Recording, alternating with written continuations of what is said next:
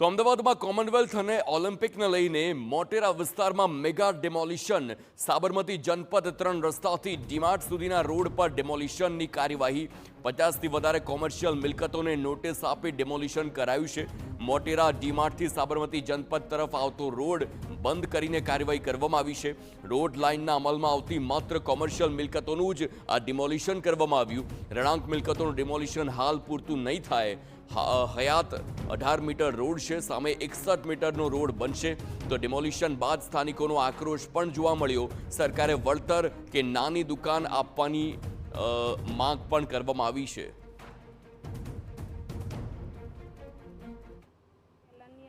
બ્લાઉઝનું નાનું ઝીણું કામ બહુ કમાતા નતા, પણ ધંધો અમારો આખો છીનવાઈ ગયો. એના પપ્પા અને મોટો બાબુ બે આ ધંધો કરતા હતા. મારા બે છોકરાના જન્મે અહીંયા થયેલા છે. હવે અમારે શું કરવાનું? આ દુકાન તૂટી ગઈ, ધંધો નથી, ભાડાએ નથી ભરી શકતા અમે. તો અત્યારે દુકાન લેવા જઈશું કેટલા રૂપિયાની દુકાન આવશે? અમે કેવી રીતે કાઢીશું? ક્યાંથી કાઢ? લોને ના મળે અમને. તો બિનકાયદેસર બધું કરી નાખ્યું અમારું. તો ઘરે નથી પોતાનું. તો અમારે એક નાનું પાન પાર્લર હતું, એના ઉપર ઘર ગુજારો ચાલતો હતો. હવે એ જતું રહ્યું, ઘર જતું રહ્યું, તો હવે જવાનું ક્યાં? બધા રસ્તા ઉપર આવી ગયા. આમાં હવે એક નાના પાન પાર્લર પર ઘર ચાલતું હતું, ભણતર ચાલતું હતું. હવે ધંધો જ નથી તો શું કરવાનું આગળ? પહેલાં ઘર લઈ લીધા, હવે દુકાન લઈ લીધા. હવે કરવાનું શું? અમારે નથી ઘર આપ્યા, નથી દુકાનો આપી. અમે તો રોડ ઉપર થઈ ગયા ને. શું કરવું?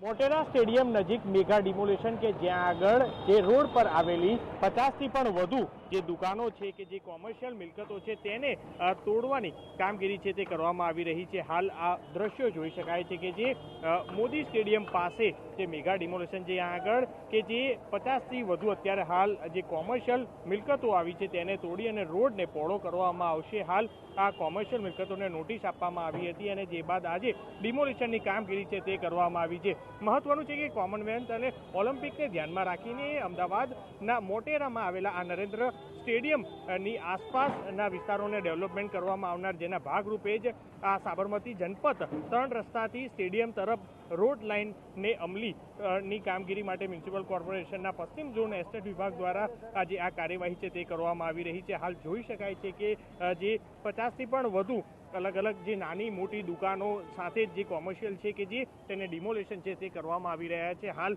આ દ્રશ્યો કે જ્યાં આગળ તમામ જે આ કોમર્શિયલ મિલકતો હતી તેને તોડી પાડવામાં આવી રહી છે. આગામી સમયમાં પણ જે છે કે જે આ ગેરકાયદેસર જે બાંધકામ હશે તેને છે કે જે તોડવામાં આવી શકે છે. પરંતુ હાલ તો આ સ્ટેડિયમ પાસે રોડ પહોળો કરવાને લઈને અગાઉ પણ આ જે કોમર્શિયલ મિલકતો હતી તેને નોટિસ છે તે આપવામાં આવી હતી, પરંતુ તે ખાલી ન કરતા આજે તમામ જે કોમર્શિયલ મિલકતો છે તેને તોડવાની કામગીરી છે તે કરાઈ રહી છે.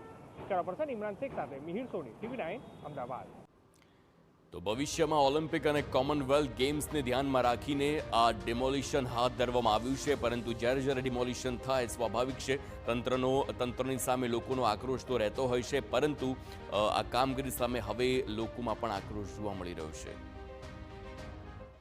કોમનવેલ્થ ગેમને ધ્યાનમાં રાખી અને મોટેરા વિસ્તારમાં મેગા ડિમોલેશન કે જ્યાં આગળ મોટેરા સ્ટેડિયમ નજીક 50થી પણ વધુ કોમર્શિયલ મિલકતોને અત્યારે હાલ ડિમોલેશનની કામગીરી છે તે કરવામાં આવી રહી છે. આ દ્રશ્યો જોઈ શકાય છે કે જે સાબરમતી જનપદ 3 રસ્તાથી સ્ટેડિયમ તરફના જે રોડ લાઇન અમલીકરણની કામગીરીને લઈને મ્યુનિસિપલ કોર્પોરેશન દ્વારા આજે આ ડિમોલેશન છે તે કરવામાં આવી રહી છે.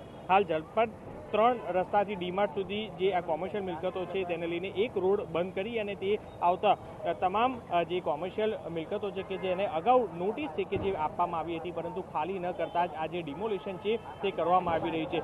હાલ હયાત 18 મીટરનો રોડ છે જેને 61 મીટરનો રોડ કરવાનો છે અને જે રોડ લાઇનને અમલના કારણે આ અનેક કોમર્શિયલ બિલ્ડિંગ છે કે તેને અત્યારે હાલ જેસીબી મશીન દ્વારા ડિમોલિશન છે તે કરવામાં આવી રહી છે. હાલ કોમર્શિયલ બિલ્ડિંગ બાદ હવે જે રેસિડન્ટ બિલ્ડિંગો છે તેનું છે કે જે ડિમોલેશન છે તે કરવામાં આવશે. હાલ આ દ્રશ્યો જોઈ શકાય છે કે જે તમામ જે આ ડિમોલેશન છે કે જે કરવામાં આવી રહ્યું છે. વાત અમદાવાદના કોમનવેલ્થ ગેમની તૈયારીને લઈને આ નરેન્દ્ર મોદી સ્ટેડિયમ પાસેનું જે આ મકાન જે છે કોમર્શિયલ છે તેને અત્યારે હાલ તોડવામાં આવી રહ્યું છે. તેને ધ્યાનમાં રાખી અને જે રોડ છે કે જે મોટો કરવા માટે આ મકાન છે કે જે તમામ તોડવામાં આવી રહ્યા છે. હાલ પોલીસના ચુસ્ત બંદોબસ્ત વચ્ચે મ્યુનિસિપલ કોર્પોરેશનના આ પશ્ચિમ ઝોનના એસ્ટેટ વિભાગ દ્વારા આ ડિમોલિશન છે તે કરાઈ રહ્યું છે. કુલ 22 જેટલા જે મકાન અને જે 7 ઘરો જે છે કે તે જાતે છે તે તોડી પાડવામાં આવ્યા છે, પરંતુ હાલ જે 50થી પણ વધુ જે કોમર્શિયલ જે દુકાનો હતી કે જે મકાનો હતા તેને અત્યારે હાલ તોડવાની કામગીરી છે તે કરાઈ રહી છે. કેમેરા પર્સન ઇમરાન શેખ સાથે મિહિર સોની, TV9 અમદાવાદ.